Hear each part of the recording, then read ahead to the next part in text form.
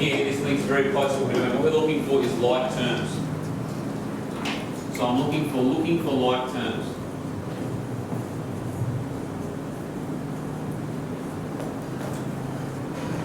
So who can see some like terms in that? Adam, can you see any like terms? The V's. Okay. So in my first line of working, I'm going to have 9u to the power of 7, v to the power of 9w, times 8u to the power of 2, v to the power of 3, times 2w, 8. I'm going to have that equals. Now, what can I do with my v's? Put them together and they become what?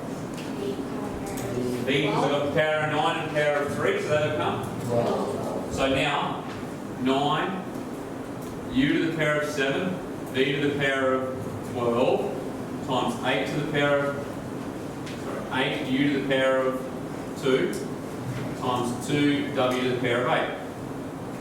And I'll miss my w here. Now what? Pick another like term. U's. Okay? So that equals 9, well what do my u's become?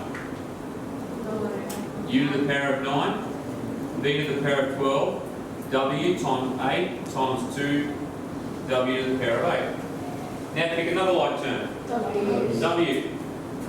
So I've got 9, u to the power of 9, v to the power of 12, w to the power of 9 times 8 times 2. Pick another like term. Numbers. Okay, 9 and 8 and 2. I'm going to do which one first? Does it matter? So let's do 9 times 8. 72. U to the power of 9, v to the power of 12, w to the power of 9 times 2.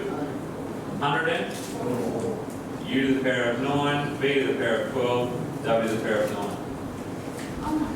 So how do I go about it? It looks very complicated, correct? Yes. What was my strategy? Yep, my like terms together, and how many did I attack at a time? One. I just went through one at a time and hit my variables. My like terms, correct? Yes. So if I understand my index laws, and I understand, the only thing that I sort of didn't run through, didn't explain it, was what would change if that was a divide, say. You would Up here. You do a subtraction rather than a addition, correct? Without indices. Give me another example. Let's see if we can work through another one. E, did we find E hard? Did we find E hard or not? 2E? We can do E. Alright, let's do E. Question 2E. What is it? 6a to the power of 3, b to the power of negative 1, 1. Yep. times 7a to the power of negative 2, b to the power of 6. Cool. Same process. I pick a variable on a term I want to collect. What term? 8. Okay. So this becomes 6a to the power of 8 to the power, it's just 8, isn't it? yeah, what?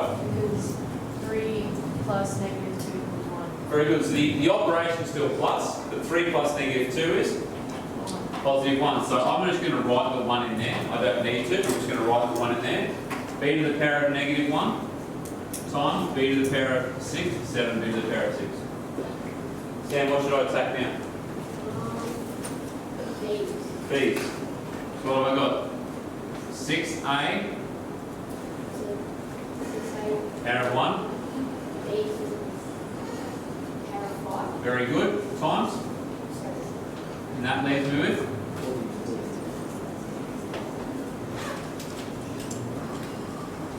Cool.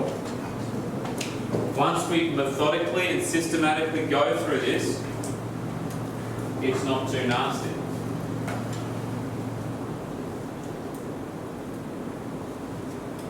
So what makes something a like term?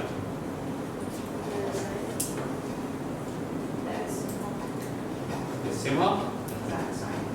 Exact same. Are like terms the same? Because what operations are we dealing with here? What are the operations we're primarily dealing with in these examples? Multiplication, correct?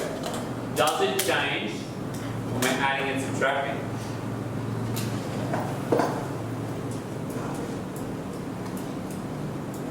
So So if I've got A times A cubed, are they like terms? Yes. They are. They become? A to the power of 4. Does A plus A to the power of 3, are they like terms?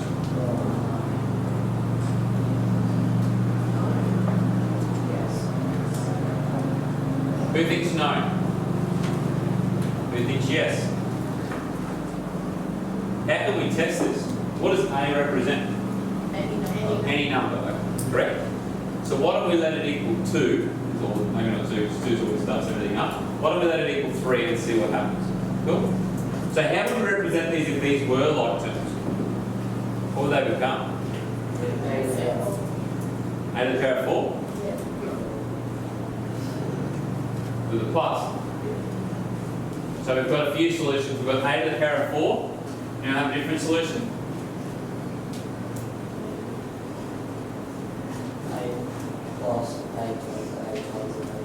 Okay, which would just be that with a long form. How do we collect like terms with addition? If I've got A plus A, what does that become? Doesn't that become 2A? What if I've got 3A plus A, what does that become? 4A, correct? That's how we collect like terms with addition. What's that? What's 3A mean? 3 groups of A, correct? 3 groups of A plus 1 groups of A gives us 4 groups of A. I won't persist with this one. I think it's too much for us. This is not a like term. Does that make sense? So for addition, the base and the power needs to be the same. For multiplication, we just need the base the same. And we'll write that down so we are very, very clear and not of any misunderstanding.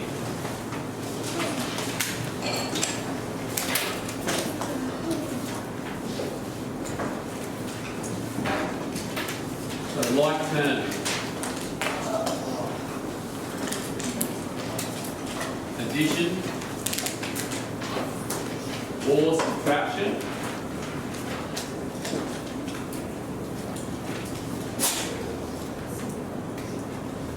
Both base and power must be the same.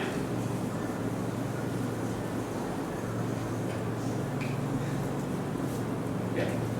Is it the same for division and multiplication? So for division and multiplication or indices, the base must be the same, but the power does not need to be.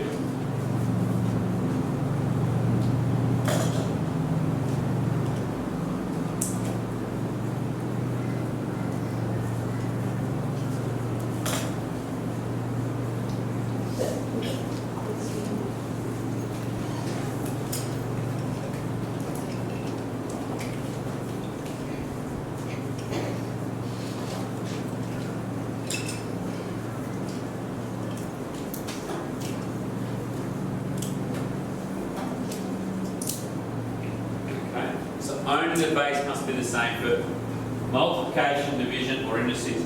So I'm going to, e.g., 4x squared plus x squared equals, well, let's go 2x squared. That equals 6x squared, correct? They are like terms.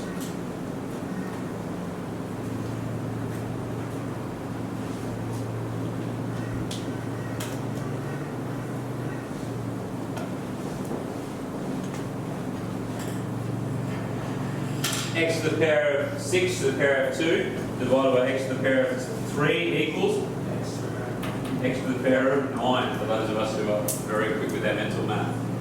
I would have taken 2 steps to do that. My 2 steps would have been x to the power of 12 divided by x to the power of 3